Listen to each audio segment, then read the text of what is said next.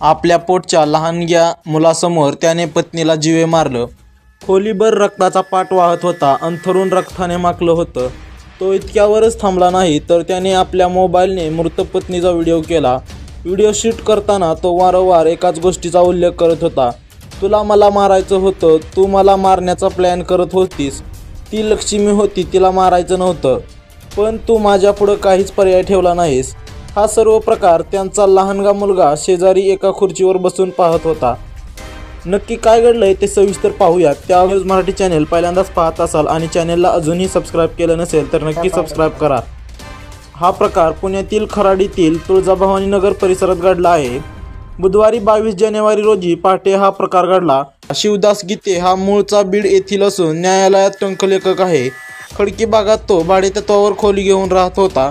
काही दिवसांपासून या दाम्पत्यात कौटुंबिक कारणावरून वाद सुरू होता। बुधवारी पहाटे त्यांच्यात वाद झाला आणि त्यानंतर शिवदासने घरातील शिलाई मशीनच्या कात्रीने ज्योतीच्या गळ्यावर वार केले। यानंतर घरभर रक्त पसरलं होतं। शेजाऱ्यांच्या तक्रारीनंतर खराडी पोलिसांनी ज्योतीला तातडीने ससून रुग्णालयात दाखल केले, परंतु उपचारापूर्वीच तिचा मृत्यू झाल्याचे डॉक्टरांनी सांगितले। मिळालेल्या माहितीनुसार शिवदास गीते याला पोलिसांनी अटक केली आहे।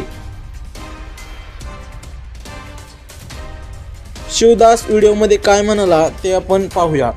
ही लक्ष्मी होती माझ्यासाठी, पण तिची लक्षणं बरी नव्हती। स्वतःच्या संरक्षणासाठी माझ्यावर इतकं वाईट करण्याची वेळ आली।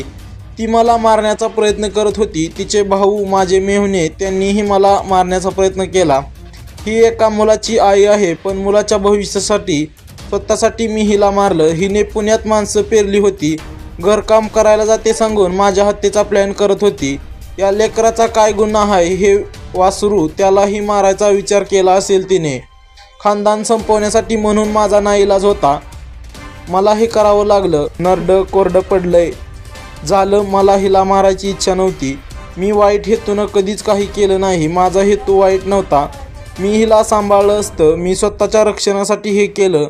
मी आत्तापर्यंत कोणताही गुन्हा केलेला नाही, पण हिची माहेरची लोक गुंड प्रवृत्तीची आहेत असं तो म्हणाला आहे।